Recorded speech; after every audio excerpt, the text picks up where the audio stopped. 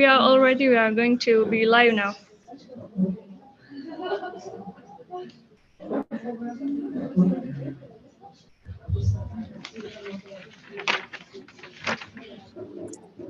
Good morning, ladies and gentlemen.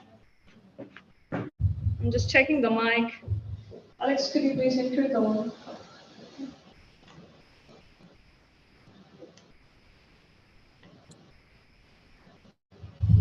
Okay. So good morning, ladies and gentlemen. Sorry for a little bit inconvenience. We were checking our tech system, but it's all fine now. Sorry.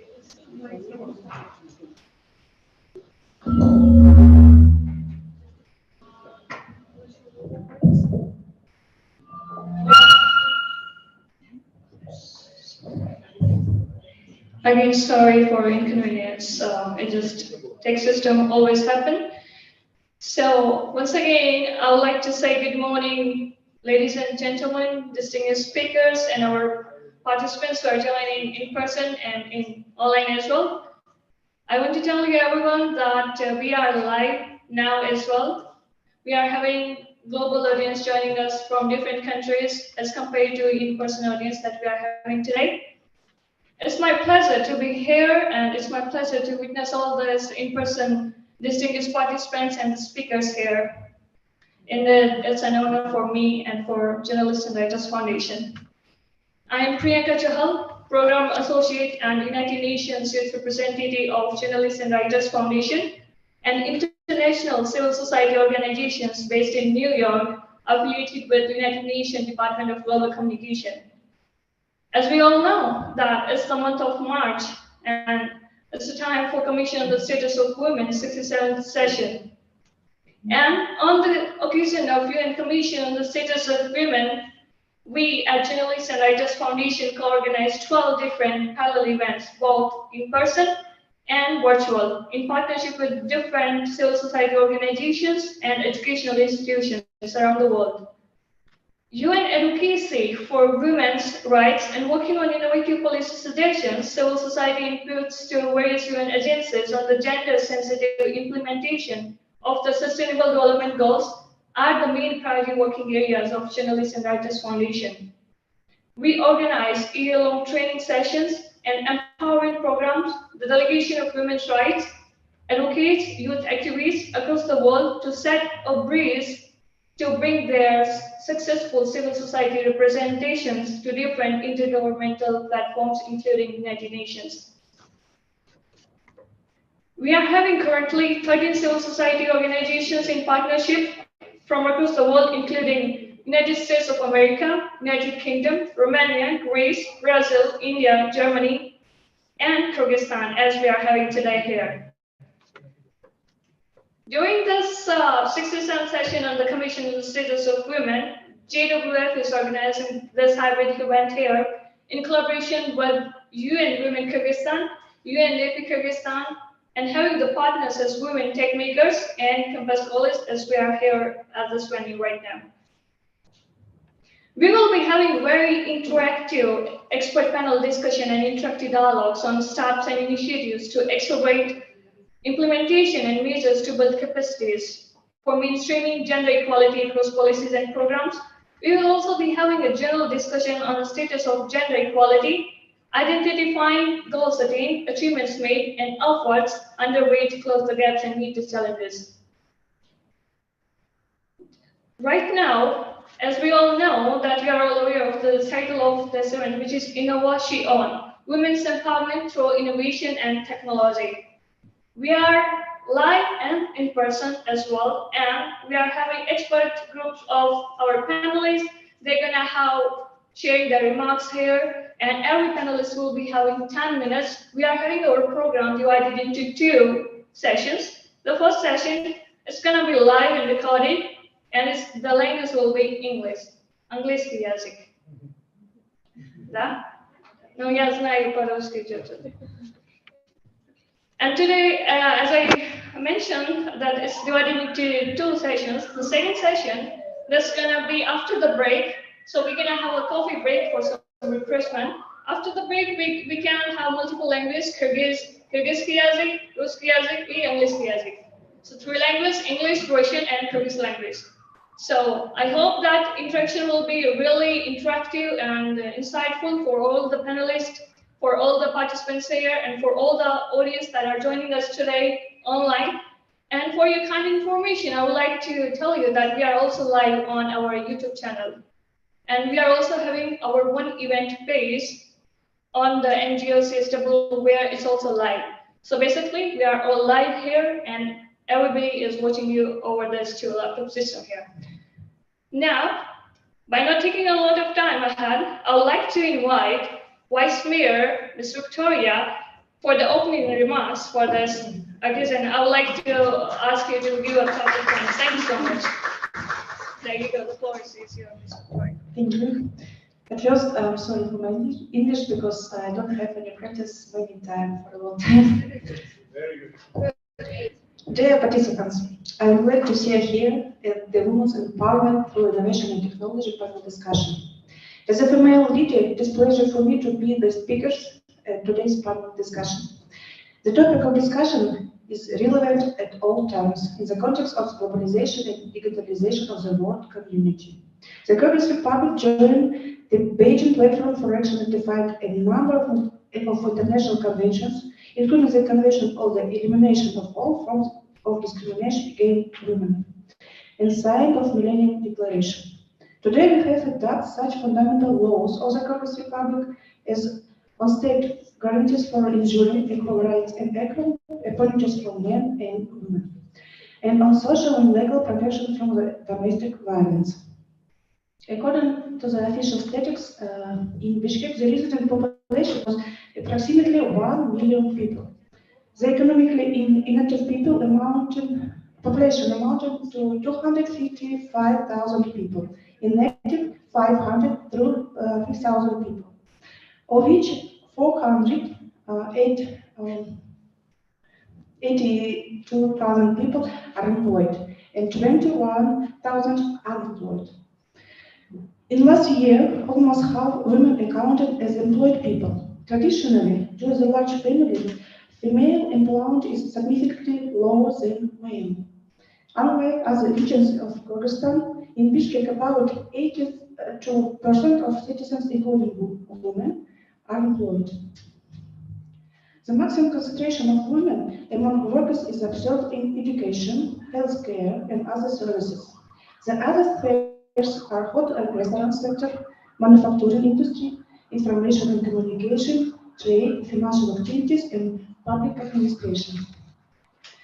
Based on official statistics, we can see that there is no accounting for the involvement of women in the field of information technology, because this area is at initial stage of development in our country, and it is gratifying for me to note that women leaders who develop innovation and technologies at the state and commercial level.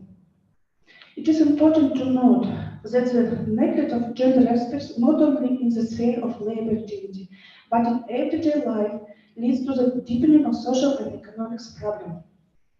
As a result, each new generation faces two-degree situation in the field of education and health, which in turn leads to limited opportunities to earn a decent income and realize their potential. It's too hot here.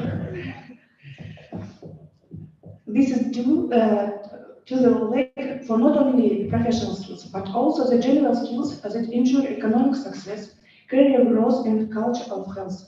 Under such conditions, the roles of non-formal functional education increase sharply, since a significant amount of information and necessary life skills today obviously cannot be obtained in school.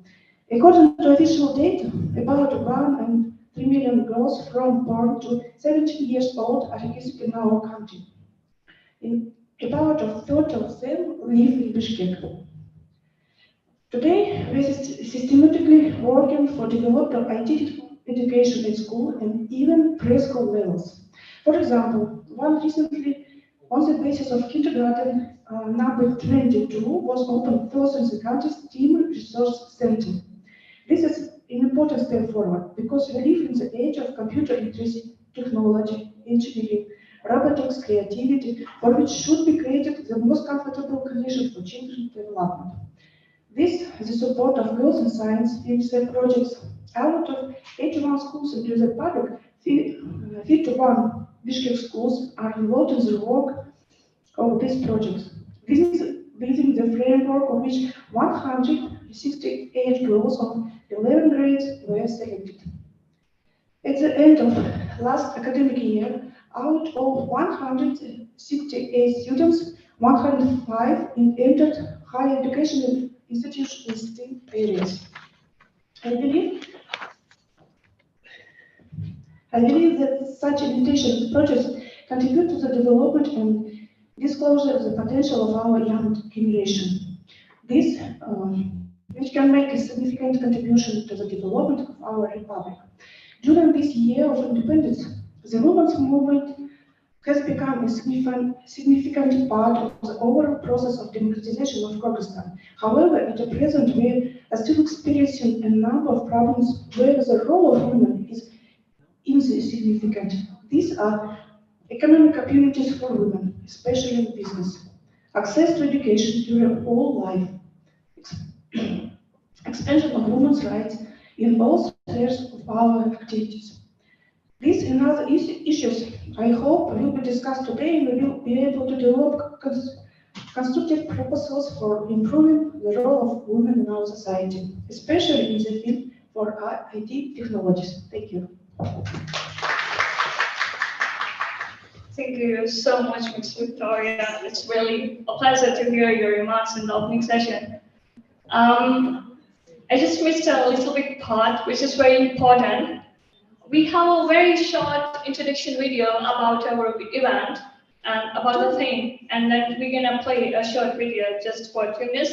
Then we'll move to our one of the keynote panelists for today, Ms. Olsen, later after playing the video.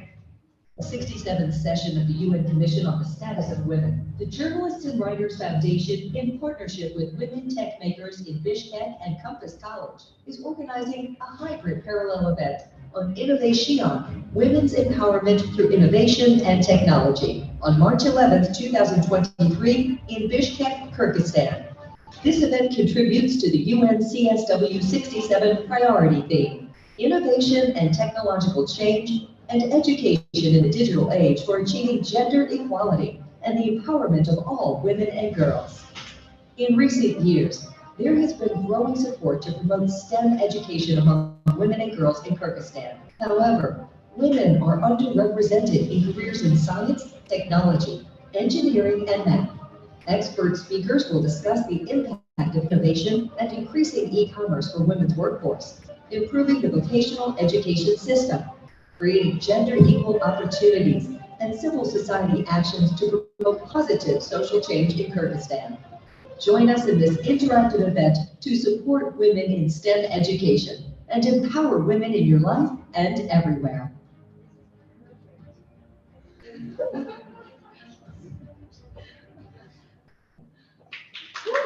So, thank you. Great. That was an introduction video from our side, from the Journalists and Writers Foundation.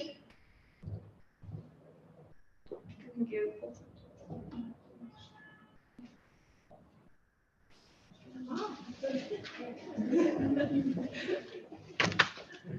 By not taking so much time and moving according to the program, I would like to invite one of our keynote panelists, Ms. Zamsuran. Sorry if I pronounce your name wrong. She is the UN Women representative in Kyrgyzstan, and it's our pleasure to host her. And indeed, I myself was honored to stand by her side and listening to her remarks. Please, the floor is yours.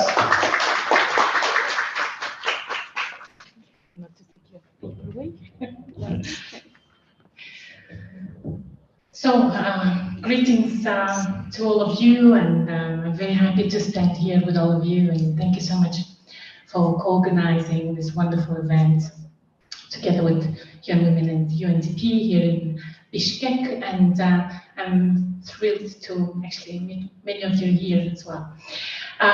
So I would like to make an address about the Commission on the Status of Women 67, and also maybe you have already heard that we have had a sub-regional events also preparing for this global gathering, and I want to share with you the major outcomes. So as we speak, as many of you are aware of the fact that the actual CSW 67 is taking place in New York. It actually kicked off a few days ago on the 6th of March, and it's gonna finish on the 17th of March.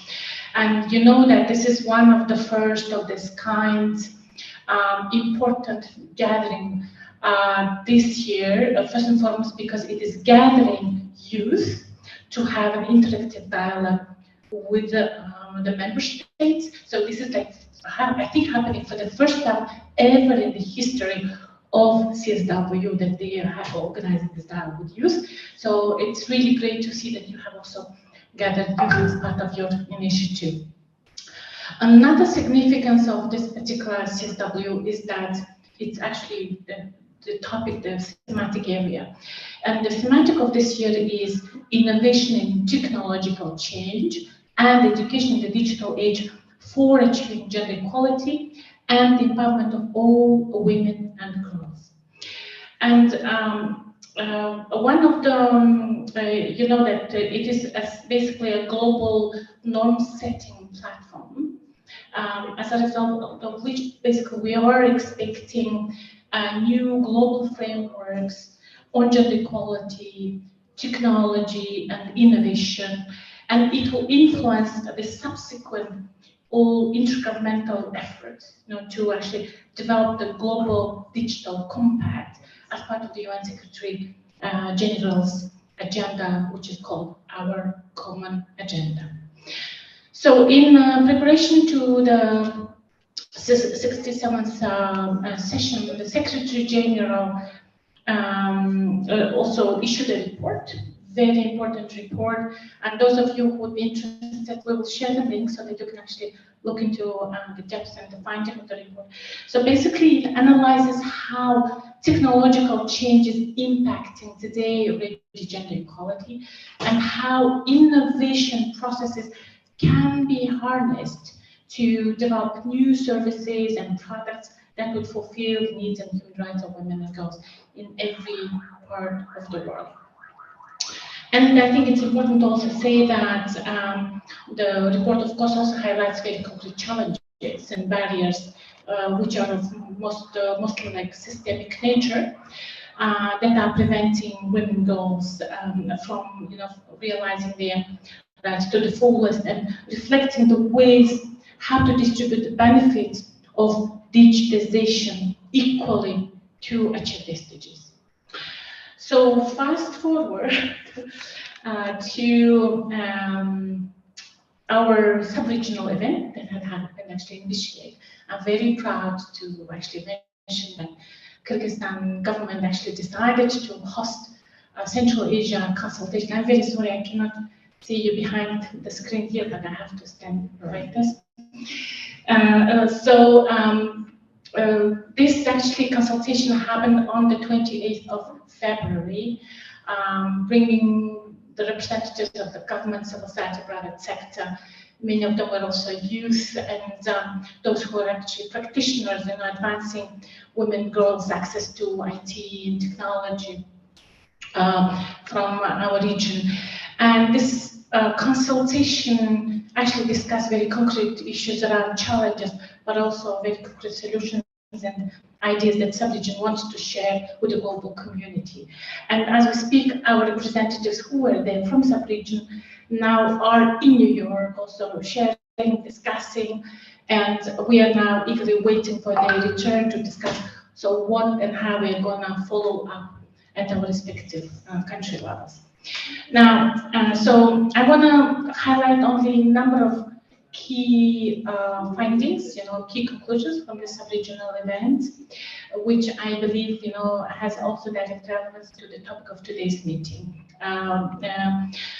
So the first one is the Central Asia states basically indicated that, yes, digital literacy teaching is really very good, that it's ongoing, but it should go beyond teaching basic computer skills. And we have to take into account, the complexity that are now rising in terms of intergenerational divide, because there's a huge gap among intergenerational divide. So the digital community, the digital also platforms can help to reduce such a gap. Another important issue which was addressed here is that we also realize that conventional ways of addressing women's rights, girls' rights, are no longer producing those results which are very much needed until 2030, the deadline of the SDGs. So more innovation, more innovative thinking and actions and concepts are needed in order to ensure that we have not just attainment of results, but accelerated results and moreover transformative results. Because incremental changes are already not enough in this rapidly changing context, and this particular context requires us to also act and think differently. Important part which I wanted to also directly address to the Journalists and Writers Foundation is that one of the issues that participants have identified was, the danger that the development community now sees with extremely rapid, I would say, can I even call it like an intrusion of AI into literally daily life. Now, many schools are even in Bishkek discussing how they're going to use AI in their teaching and learning. So it is not something of the future, it's happening today. But then if you look into what is available on women's rights, gender equality, on internet, as data, as information, there is a huge gap, absolute gap. And the danger is that, if we want to start to actively apply AI and, actively advance the rights of women, we might actually only reinforce the existing stereotypes, only increase even the existing barriers through even digital means. So it's really very dangerous. And that's why we are calling upon the foundation, all your members, all the partners who are sitting here, to actively engage in ensuring that the rights of women, the actual situation of women and girls in Kyrgyzstan, Central Asia, everywhere, is replicated and available on internet, so that we will be able to, in a way, teach AI of the actual situation, but also of the actual means that has to be there. Another important part, again, since I have shortage of time, I'm not going to go into all the recommendations, but I want to again stress here that Central Asia states also underlined, underscored the investment that is so much needed, predictable investments, for supporting, especially girls and women from more disadvantaged groups, those who are in isolated communities in mountainous areas, those who need some special assistance, for instance, like women living with HIV, women with disabilities and others. And because if we just provide same access, saying that, well, everyone has same equal access to internet in any case, it's not true. And it's important that we actually look into specific needs that we have. So again, I'm just trying to see, okay, so what else I could also bring here? Perhaps maybe one important part, again, also we would like to invite the foundation to work with us closely, both in Kyrgyzstan, together with our colleagues from UTP and Spain, other UN agencies, but also in a broader sense, is how we can also work together in such a manner that we change and challenge these stereotypes. Because stereotypes are still, unfortunately, #1 bottleneck and the barrier for the advancement of rights of women and girls in all spheres of life. And in this respect, we hugely need, this kind of collaboration. And we also thank Compass College also for hosting this, and bringing this wonderful audience together to actually discuss this important matter. Now, and completing my part, I just wanted to again state that with Journalists and Writers Foundation, we will be happy to partner as part of the follow-up to CSW and see how we can also engage your brains and your capacity into what we will be able to achieve together in line with the priorities of the state, but also in line with the international normative frameworks like CEDAW, Beijing, and Ms. Muskachawa already spoke to this very important platform, so I'm not going to repeat. So I would like to thank once again for this wonderful event, Catherine. Looking forward to the engagement and the outcome of this particular initiative. Thank you. Thank you so much, Ms. Ozzy. And yeah, of course, we're gonna collaborate more on this area in future. We will gonna have some great future engagements with the civil societies here and hopefully with the UN system as well. As I'd like to inform all the global audience joining us online today and in person as well that the first session that is going on right now, it's an intergovernmental expert panel discussion from engagement from local level to global level, which means from the Kyrgyzstan level to the global levels around the world. So I also want to let you know, dear participants, that we're gonna open the Q&A floor if you guys have any question, and I'm also gonna ask our online audience who are joining. If you have any question, please feel free to use the chat box. Whenever the speakers are speaking, we're going to provide a few minutes, 2 or 3 minutes to ask the questions. And to our in-person audience, if you have a question, just raise your hand and one of our volunteers will provide a mic to you to speak. Thank you. Thank you. Let's move to the program next as scheduled. Now, I would like to invite our next panelist, Farzana. She is the Spotlight Officer in the UN Women Office, Kyrgyzstan. The floor is yours, Farzana. Thank you for coming and joining us today. Thank you. Thank you, Priyanka.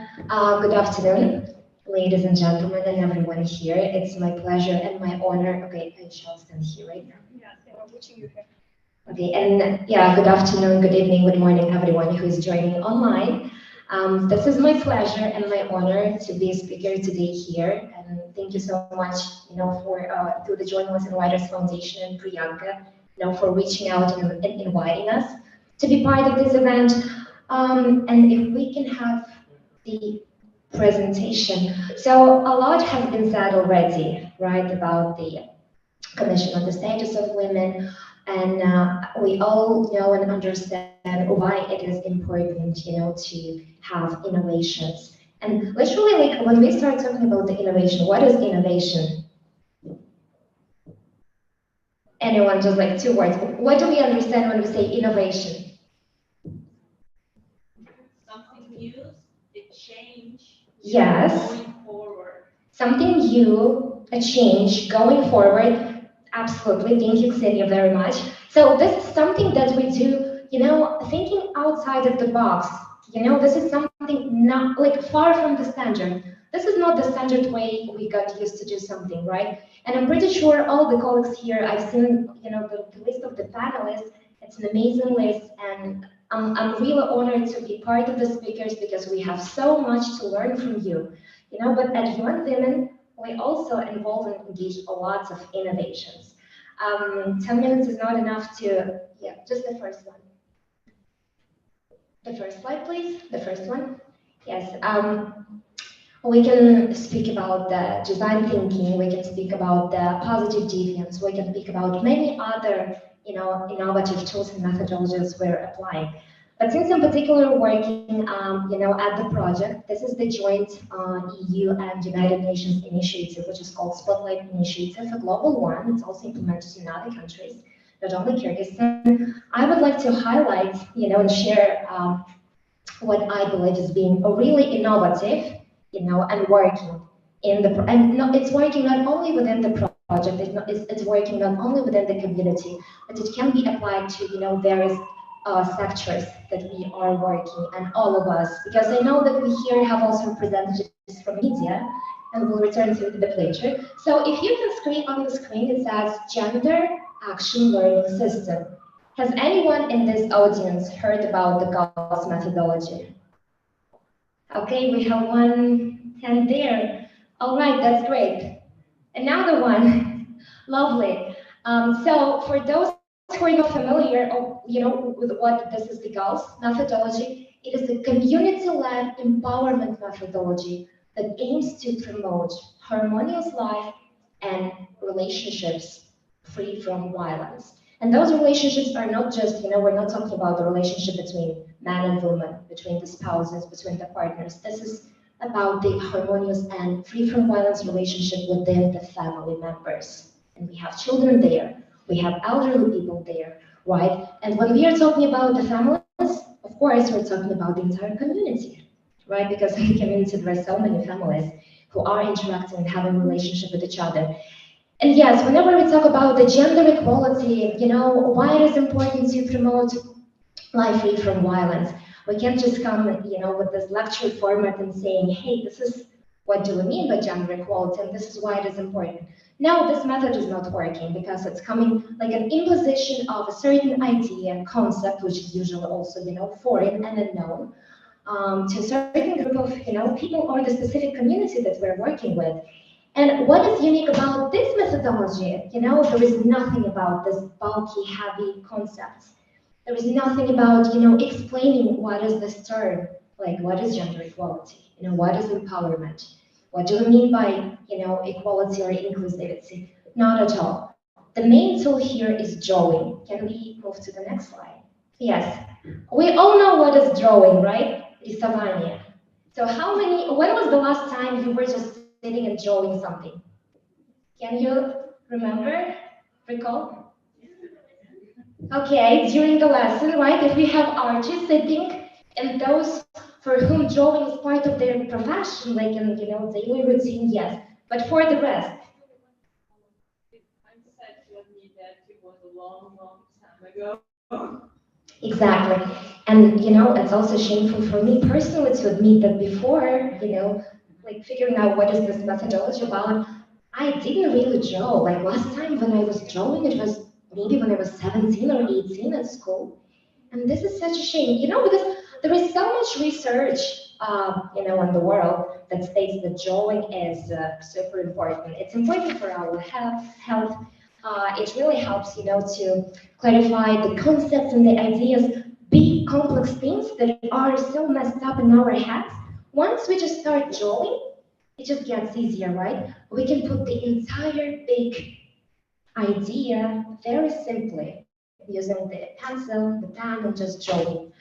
And especially when we are talking about the communities, and by the communities, yes, of course, all of us, but the development agencies, international organizations, activists, NGOs like CSOs, grassroots organizations, we all work at the community level. And when you go there to the real families who have no clue of what is GALS, all the smart concepts are, what you can use is the tool of the drawing.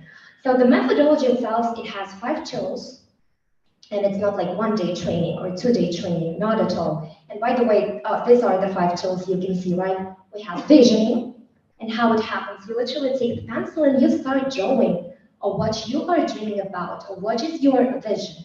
The second instrument is journey to the vision. Okay, we all have plans, we all have our dreams, but then what is the real way that we can, draw and analyze to reach that dream, right? Because we all dream about so many beautiful and great things, but then when it comes to taking an action or actually making, analyzing all the steps and building this journey, it's another stage, and not everyone goes there. Through just a simple one element, drawing, the community members move, from the first to the second tool, and then they have the family tree, which helps you analyze all the gender relationship within the family. Because when we talk about, let's say, gender inequality in Kyrgyzstan and Central Asia, we all are familiar with the concept of household chores. I think in the entire world, right? We know that there is an equal distribution of the household responsibilities. So Happy Family Tree actually helps, all the family members to analyze and see who is doing what, and what is the volume of the work done. So we are engaging men and women, we are engaging fathers, grandfathers, brothers, literally everyone from different sectors living in that community.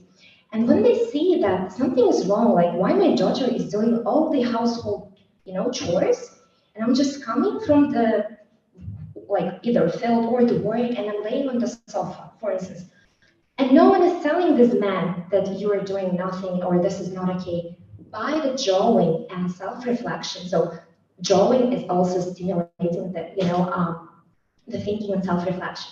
The person starts like seeing, that in his drawings, like things are not going equal. And that's another, this like mental shift that the person starts thinking. Increasing income stream, also very important when we talk about who is the breadwinner in the family. We have this traditional notion, right, that the man is the breadwinner, and a woman's place is at home, and then, she has to take care of children and everything. But we've had, definitely a few stories, success stories, that's how we call them, where after this methodology, and the community members going through these tools by themselves, the self-reflection happened, they reanalyzed their situation, and it really positively influenced the gender dynamic and the way their the responsibilities, and duties are shared in the same family. So yeah, the methodology proves to be working. It just will need a lot of time, And another important thing you will ask, right? Who is the trainer? In the methodology, there is no word such as trainer, because when we say trainer, it means automatically. Let's imagine you are the audience and I'm the trainer. And this format, whatever I say is true, whatever you say, well, I can question that and give my own stance. It's not working in the Gauss methodology. There is only facilitator, the person who is helping and assisting all the members of the group, the participants, right, to engage and understand better the methodology through the drawing. And people they become agents of change by themselves. So I would say also another good part is that this methodology is based on the principle of sustainability and inclusion of local people. So how it works, after receiving Gauss trainings and having these tools, we call them Gauss champions. The champions are men and women living in this particular community who they want to share these tools with their peers. For instance, after receiving the training, I will be like, oh my God, I will go and talk to my neighbors. I'll go to my relatives, and we will do all these drawing sessions together. This is not like explaining by the words, but this is, explaining using the drawing. And this is amazing. Big thanks to our partners who are involved in, leading and promoting all the work on GOTS in 3 oblasts in Kyrgyzstan that we are working. And another big shout out to I just wanted, to link it to the Journalists and Writers Foundation in a way that this year, hopefully, Kyrgyzstan will finalize and enroll the gender-sensitive journalism in the universities, the universities that have a journalism department in Kyrgyzstan. And one part of this, there are 3 parts in the manual. One part is really built on the Gauss tools, understanding them. So that the media, the journalists and all the stakeholders who are involved in this can be also more gender sensitive and understand the tools, and thus promoting this life free from violence and having really harmonious relationship within the community. So one of the tools, I know we are very short in time, so and if you have any questions, I'll be happy to address.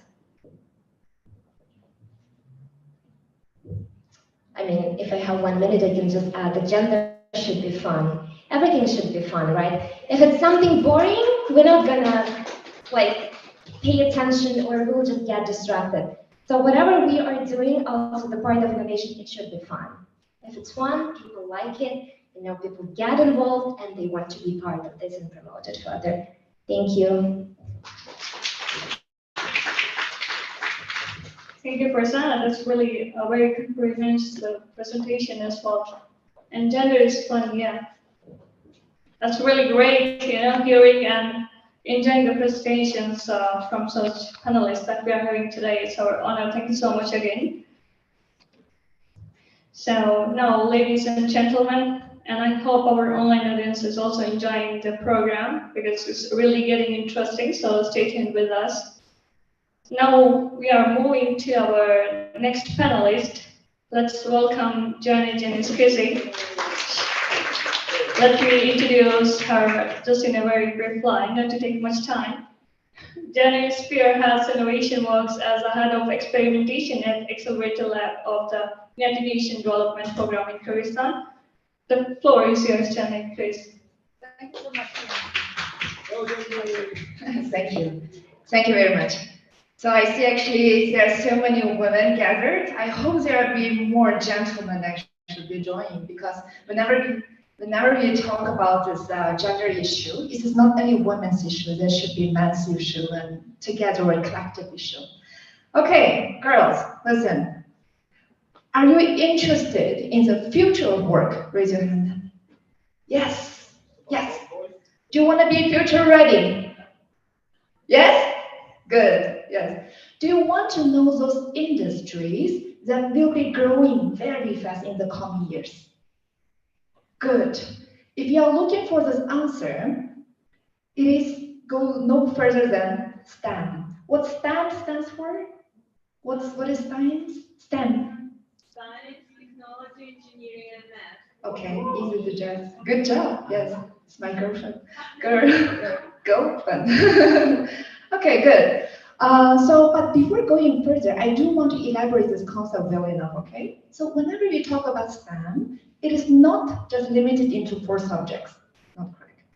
We are talking about STEM as an approach of learning and development that incorporate science, technology, engineering, and math. And of course, today we are in the campus college. It is quite actually well known for the art and design professions. And people will ask, do we have a space for arts? Yes, of course we do. And when you are doing the art and design, you do also need a STEM component. Do you agree? So you do the 3D design, yes, 3D modeling, and graphic design and so on. We all need STEM to be incorporated. And nowadays, we actually more interdisciplinary skills are getting actually demanded. So going to I do think STEM is a success to the future market tomorrow. In the COVID-19 pandemic crisis, there are 100 million jobs were lost. Yes, but however, there's one sector remain and is only expected to be growing further. Again, this is STEM. And why STEM is known as the future of work? Because this industry are at the forefront of technology innovation and digitalization, which are essential for the job market. We say, okay, Jen, you just talk about this concept. Let me give you some numbers. In the future, more than 90% of the jobs will require digital skills, 90%. And World Economic Forum conducted the Future of Jobs as the landscape report. By 2025, 2 years left, there will be 85 million of jobs lost because of automation and digitalization. And you might be afraid, oh, so I'm losing my job. No, but the good news is there will be 97 new type of job will be arising.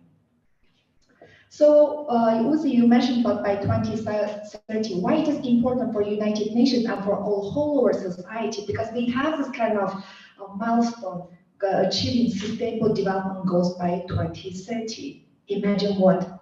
180 million women's jobs will be automated. It means 180 million women will lose their job. How many years left by 2030? 27 years. Yes, it is very worrisome. Okay, let me give you some Kyrgyzstan context. Only one in three girls, only one girl has computer literacy. And the graduates graduating from STEM profession, only 31% are women. It's very worrisome because it means in Kyrgyzstan, where those young women, will be losing this potential to succeed in the future market. So after giving this kind of scary numbers, oh wow, this is coming so fast and it is all like we are losing and there's new opportunity coming, what should we do? Yes, we do need to continuously reskill and upskill ourselves. Of course, the future of work, it will relate to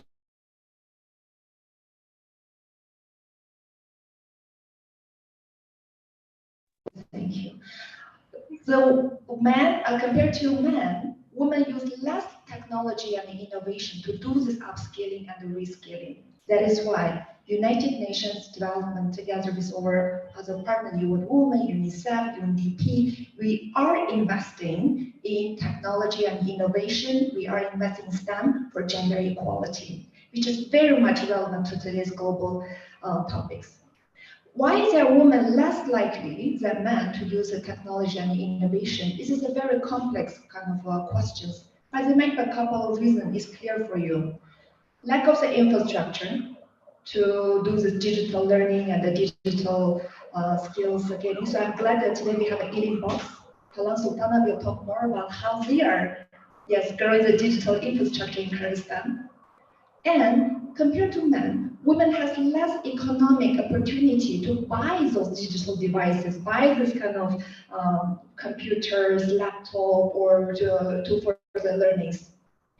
It's also because women spend less time than men, yes, in the digital world. We have a long hours, we have the housework, like Farida already mentioned. Women feel less safe online. So online space is considered to be now more and more risky. I believe our journalist friends, you can tell us about that. Women journalists, they are exposed to online violence, the cyber violence, much higher than men.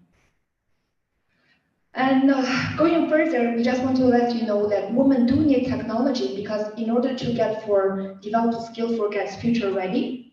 And if you get into the STEM, certainly your economic opportunity, your income will be getting growth. This is a high growth, growing kind of industry. That is the way how we can help to close the gender paycheck gap. And also, we want to call for more women to use the digital and technology because we need more data, ladies, especially when people work in the development and the international industry. When we want to design a new program for women, it's so hard for us. Why? We don't have enough data. We don't know what are the needs of women. We don't know what are their kind of future kind of expectation. We don't know those needs assessments. And last but not the least, I also want to encourage women not only just to start learning digital skills, but also become a policy makers, become a decision makers in the tech, in the digitalization industry. Why? Look at those artificial intelligence, look at those kind of high tech technology. They are less women sensitive. So they go through the man's face recognition or use the man's data much better than women because there are few women's data, and also there are few women who are designing this product and the services. Funny enough, in the market is driven by women actually, mainly. But the product and service are designed by men dominantly. Yes, there's a difference. Okay, in the very end, I just want to quickly address about what UNDP has been doing and investing in STEM women.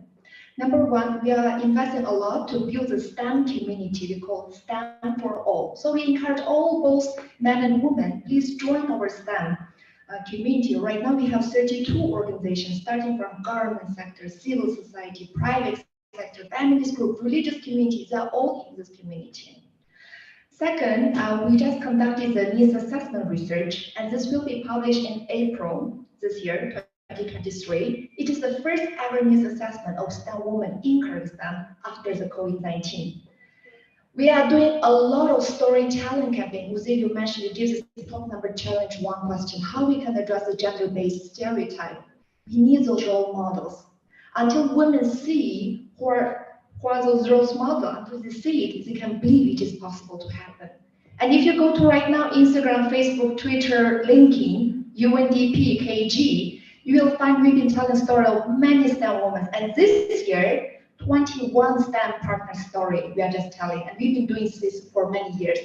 Last but not the least, we are also about to launch our mentorship program. And in this mentorship, we have a one-to-one individual mentorship. We have a corporate mentorship. So we want to bring this kind of industry and the job market businesses come here to cooperate as a corporate to mentor those girls, to connect the supply and the demand side. And we have a community mentorship. Overall, this is just a very brief kind of introduction what we've been doing. We do need our collaboration, as Lucy already mentioned.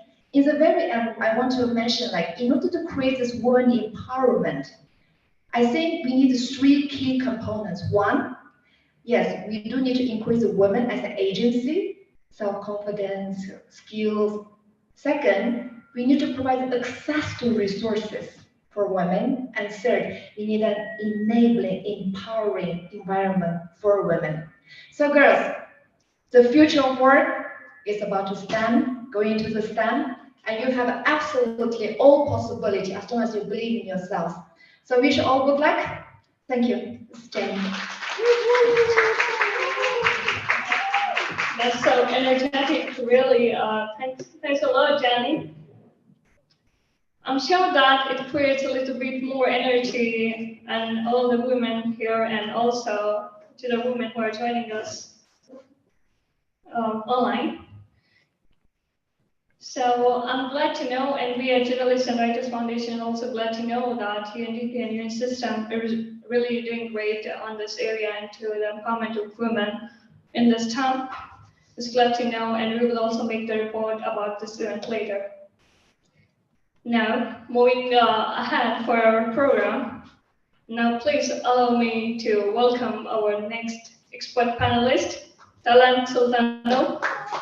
He's the chair and co-founder of the Internet Society Kyrgyz chapter. Talant is a member of UN Secretary General's Multi-Stakeholders Advisory Group for Internet Governance. And the floor is yours, Talant. Please come. Thank you for joining us. Thanks so much, Bianca. Thank you very much, organizers, for having me. It's a pleasure to be. Yes. Okay. It's a pleasure to be here. Especially a pleasure to speak after Jenny. I think I agree with many of the things she said. Maybe I can add some more, and maybe we can have a little debate afterwards. But let me start with a little story of a girl named Aliya from a village of Enilchek. Who knows about this village of Enilchek? No. Who knows about this peak Han Tengri? Yeah. So by the peak of Han Tengri, there is a village called Enilchek. Beautiful village, rich history, beautiful landscape. Snow leopard lives there. But in this village, there is no internet. So last year, we visited these villages that have no internet connectivity. And last year, if you remember, COVID was still there. And we wanted to see how kids are doing in these conditions. And we found out that in villages like Engelchek, where there is no internet, but all the schools had to go online, kids were left without education.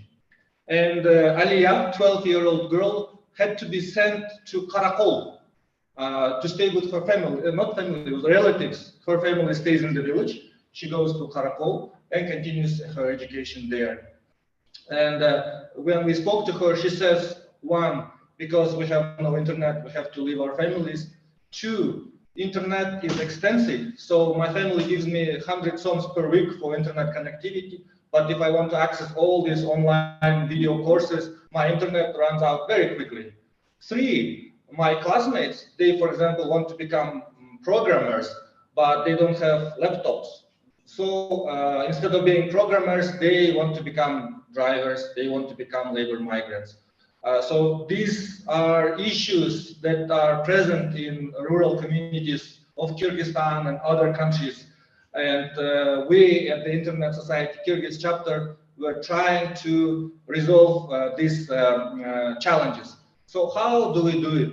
And Jenny mentioned about this Ili box. We've created this library in a box, and you can see it's a logo eye in the box, but it's also a person on the box. And I'm wearing a T-shirt, so I have a lot of product placement on me. So in the villages, and there are a few villages in Kyrgyzstan yet to be connected to the internet, like Engilchek, like Akshara, and others. So we brought these devices to these places, and kids and teachers could connect to these InnovaSHEon devices through their smartphones. Next, we are now working on connecting these kinds of villages to the internet, and we've connected a village called Susamur. Do you guys know about Susamur? Yeah. And in Susamur, the first beneficiaries of the internet connectivity became the local journalists. A young lady named Aizada, she runs a community radio. And when we brought internet to the village, she immediately started translating her radio broadcast online. Another village that we've connected recently is Zardali with the support of the UN system. And the first beneficiaries of the internet connectivity became also local girls. Very unexpected result for us.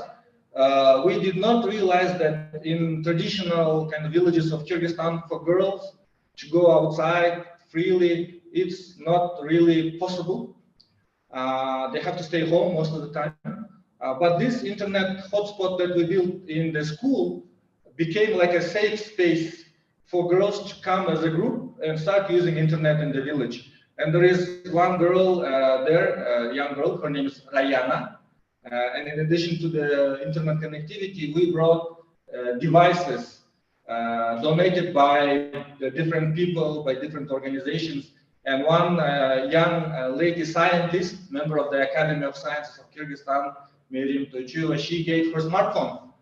And we brought that smartphone to this girl, to Rayana. And in Kyrgyzstan, we have this, belief that when somebody famous gives you something, not only he or she gives you the device or something, but also her positive energy. So we hope that Rayana can become a scientist like Miriam. Next, what we found out is once you bring connectivity to the rural communities, what is there in the internet for them? And we did a study with Koika, scholars in Korea and Cambridge in Central Asia. And in Kyrgyzstan, we found out that if you step out of Bishkek, majority of people speak only Kyrgyz. It's not that they speak Kyrgyz and other language, they speak only Kyrgyz. However, in the internet, majority of the information either in English or in Russian. So very little information in Kyrgyz. And that's why we, as a next step, this little device called InnovaSHEon became a big educational portal, illinbox.kg, and you can also find it online as an application where all the Kyrgyz language educational content in a very interactive format we put online. So kids can study in Kyrgyz language online. And we did it with the support of US Embassy and European Commission. And what we found out that not only kids are using it, teachers are using this portal. Moreover, children of Kyrgyz migrants living abroad are using this portal because they want to still be able to speak Kyrgyz language. And in addition to that, we've created a YouTube channel, also InnovaSHEon, where science experiments, science, technology, math, biology, all of that in Kyrgyz language is now available in YouTube. You can freely use these materials. So we brought internet connectivity, infrastructure, we brought content. What's next? Digital skills is a very big issue in rural areas of our country. And together with the European Union, so now I have this Sanarip Insan project called Digital Citizen. We are bringing digital skills for youth, for girls in rural communities of Kyrgyzstan. We are doing trainings. At the moment, our team is in Karakol doing trainings, and they say the room is full. 90% are girls and women who want to learn digital skills. And here our approach is we are looking at digital skills as a pyramid. So on top of the pyramid is a programmer, is a YouTuber, like the billions. But to get to the top, you need to have solid foundations. Next level, you need to be able to use all these internet platforms. So we are teaching these kind of more basic levels of digital literacy, so that then we have more and more girls programmers. And on the internet, through this project, we have a YouTube channel, podcasts, Sanari Pinsan, where we invite digital leaders, women leaders. We also have members present here who participated in this podcast, so that girls, young people can watch and get inspired by these experiences. Next, so we bring a lot of young people, a lot of people from rural communities into the internet, but they think that since they are first-time users, in the internet everything is good. You can trust everything in the internet. It's only good people on the internet, and they become potential victims of cyber criminals. So we recently launched a project with the Soros Foundation of Kyrgyzstan called Tech for Society, where we do trainings for citizens, journalists, activists on digital hygiene, on cyber protection. And I see my colleague from the project, Altanay, is here, and it was really surprising to me when we launched. Altanay, can you wave your hand? There's Altanay. She's a student from the Kyrgyz Technical University. When we launched this project, we wanted to make it gender sensitive, I guess. That we wanted, if a girl wants to call this helpline, she needs to feel safe. And in the job announcement, we said applications from girls are encouraged. And this is a very standard thing in international organizations, but we found out that locally it's something not very usual. And Altanay was sharing that if there was no such line in the job announcement, she would not have applied. So even such seemingly small things can make major difference, and we are so happy that Altanay applied, and now she is helping other girls in terms of cybersecurity. And finally, another project that we are doing is we mentioned about SDGs 2030, the climate issues are big things. We are now working on how we can use ICT technologies to help climate, to help rural communities, and we are cooperating here with Snow Leopard Trust. And for example, near Engelchek village, there is a village called Akshirak, and Snow Leopard Trust is working with local community, with women in the village who produce all kinds of different souvenirs, which Snow Leopard Trust then sells internationally. But because there was no internet, it was very difficult to support this community.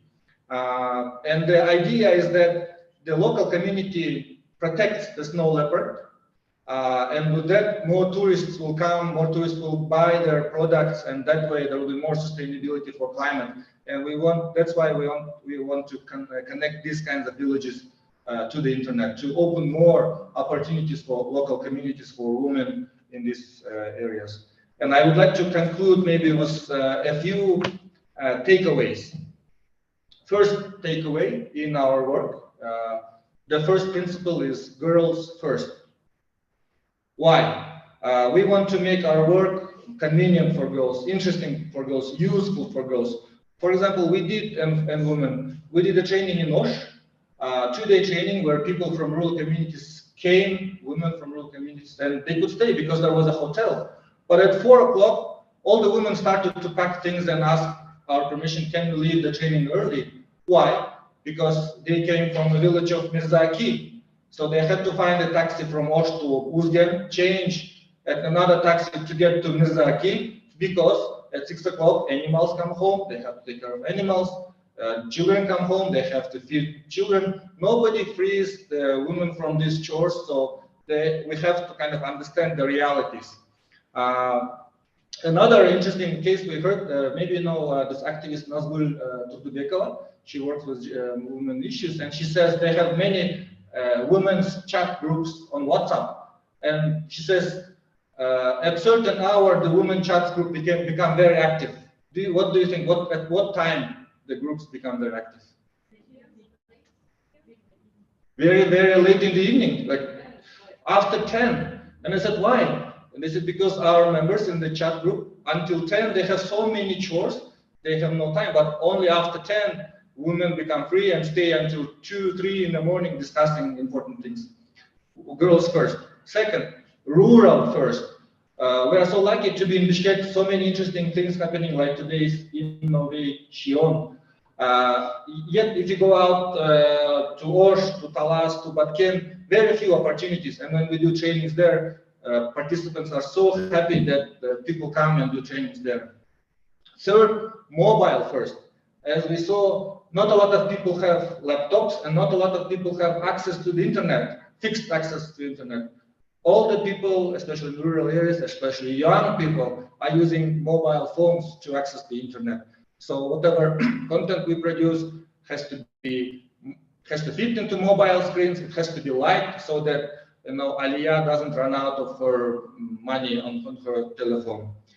Next is local language first. So whatever work we do is we are trying to focus from a Kyrgyz language perspective, not translating from English from Russian, but actually starting from Kyrgyz language. And when we do events, we try to use traditional storytelling methods. I think Jenny mentioned that these terms can be very complicated. So we are asking Manaschi, Tukmuatun. Do you know who is Tukmuatun? It's an improviser who comes to a toy and then picks on every member of the training and makes fun of the people. So we would invite Tukmuatun to tell about digital hygiene, so that people in simple terms can understand the importance of cybersecurity. And finally, I want to end with what Jenny started, STEM. I would like to add the A in it, make it STEAM. Technology, big T, yes, but science should be there. Engineering should be there. Math should be there, but also arts, design, and that's why we are here in the Complex College. That's why Journalists and Writer Foundation is supporting this event. I think critical thinking, creative thinking are very important skills. Thank you.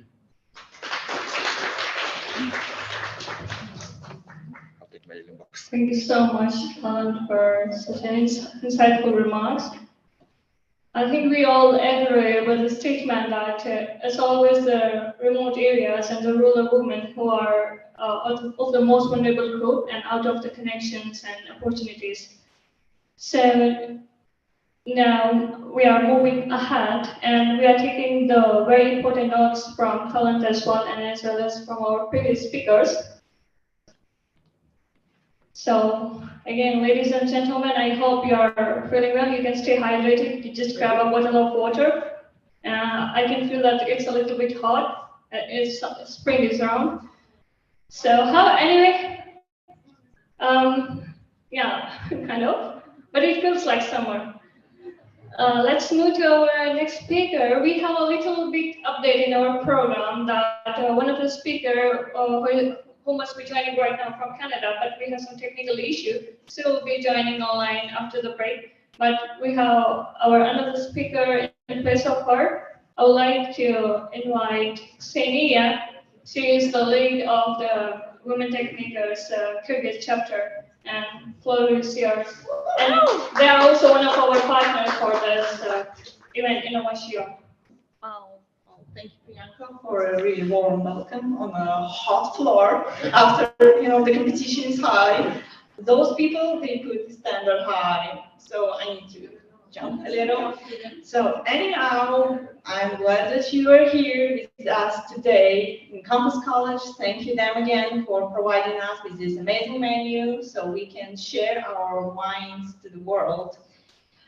Anyhow, my name is Ksenia Tsaganova. I was born and raised in Kyrgyzstan, and I'm leader of Women Techmakers Kyrgyzstan. And currently, I am in Bishkek and speaking to you, our dear audience. And I really hope that you are having a great time out there. Are you having a great time out there?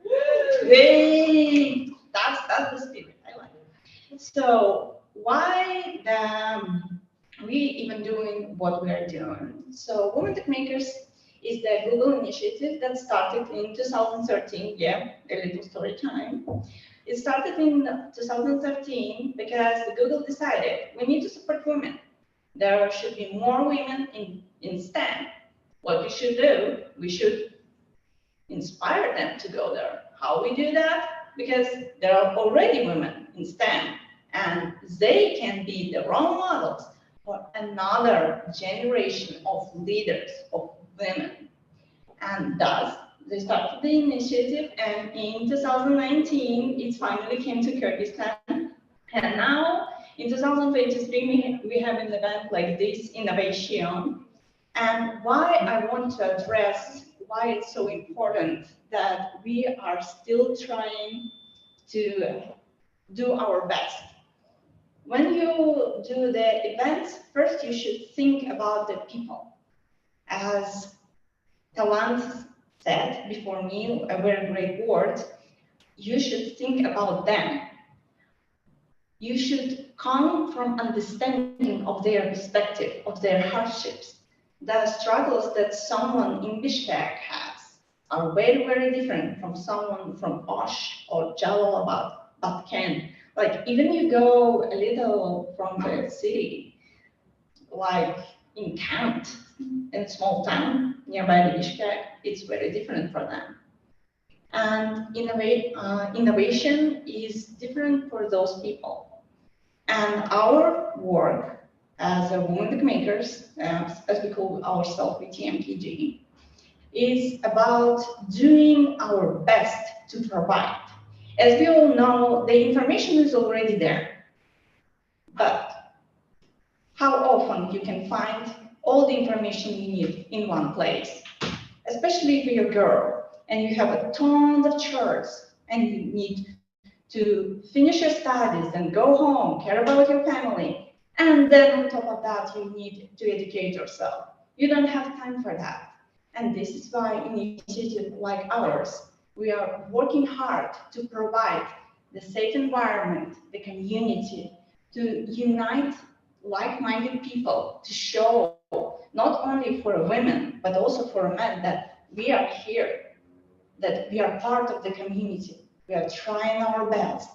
And we are here to stay, and we want to be here. We want to be heard. We want to be understood. This is why communities like mine, providing inspirational stories of speakers, we invite different people from different fields, from different backgrounds, because one story is very different from another. You can't just say, oh yeah, let's have like me speaking on every event. My story will remain. Yeah, it may have new chapters, but my previous experience are previous. And this is why we are working hard to provide for our communities. Because let's be clear. It's good when you have, like will to do and strive for more. But how hard is that? How often do you hear from your parents or your peers in school that, oh, that's not for girl. Yeah, you shouldn't like, oh, you will outgrow that. You don't need that. But in communities like ours, we show, no, and we know it's hard. We feel your pain. We are here. We understand. And we are showing you there is a light in the end of this tunnel. And it shouldn't be dark always. You should enlighten your way. You should enlighten your people. We are inspire others by doing our hard job. And this is why I'm really glad that today we are with the Journalists and Writers Foundation, our amazing partners in Campus College, this amazing building. I really wish I could just turn the PC and show you our amazing landscape, because I look at this and yes, because every time I look outside the window, I'm glad that I'm in this country, because this country is full of opportunities. Whoever is saying like, no, you should go elsewhere, they are wrong. Your place is where you are. Your place is to do your place the best place. And this is why the women tech makers in Kyrgyzstan, we are working for making our country the best of the best. Yes, yes. Thank you, thank you. Yeah, thank you. Yeah. Because encouragement is not enough by itself. As we all heard, like if you want it hard enough, you will get it. That doesn't work that way. You can want something really hard and still don't get it. But if you have support on your side, then it became real. Then your life changing. We are building the community. We are supporting. We are reaching to our people and saying, yes, we hear your struggles. Yes, we hear. We understand you. And if you need a back or like a shoulder, I'm here. This is why we are here today. This is why the innovation couldn't be without InnovaSHEon on. Because innovation is about women. We are half of this planet. Yes. Half of the population. So let's roar. Let's make ourselves visible, heard. Because God damn, the women in these countries, they are amazing. You are amazing. So go and join the innovation.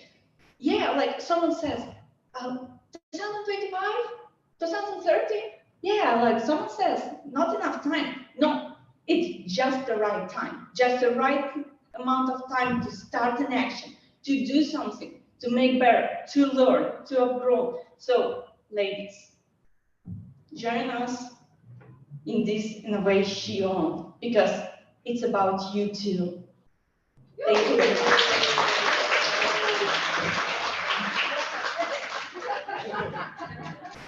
Well, that's the energy that we need being a woman. And I think I'm completely agree with every of the statement of our panelists, and that all are focusing on the empowerment of women in different ways. Some to reach to the rural areas, some with a great energy. So actually the basic moral of the story is that we need the empowerment of women in this world.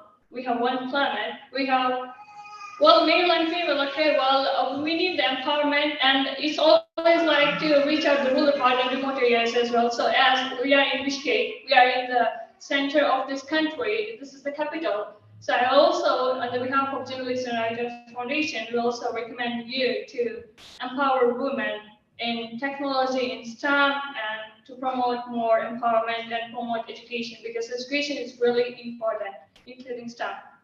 And well, as guys, if you have any questions, then please feel free to ask. Just raise your hands.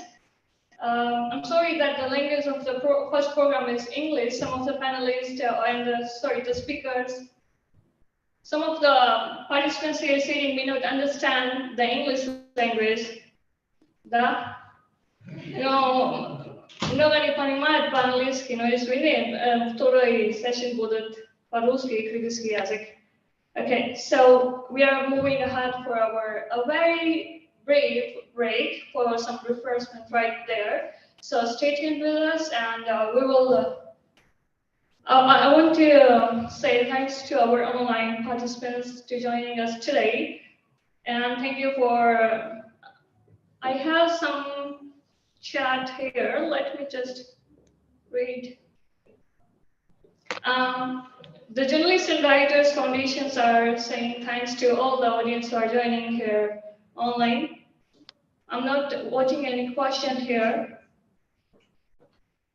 Dear participants, thanks for joining us today. You may find the video later on our website and on our YouTube channel as well. You may go back there to watch the videos.